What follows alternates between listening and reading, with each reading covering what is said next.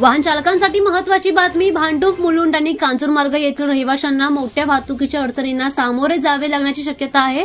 कारण भांडूप सोनापूर जंक्शनवर 1 आणि 2 नोव्हेंबर रोजी 2 दिवस वाहनांची वाहतूक बंद राहणार आहे.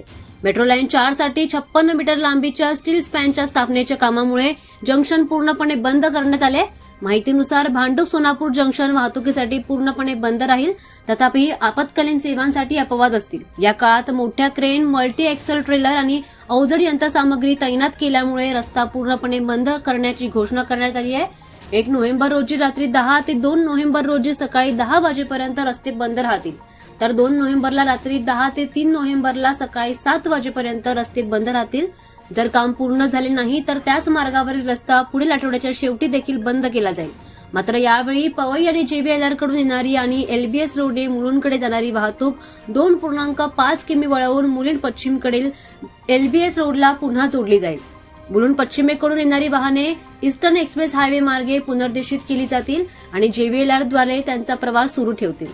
तुम्ही जर या मार्गाने प्रवास करणार असाल तर कृपया या माहितीची नोंद घ्या.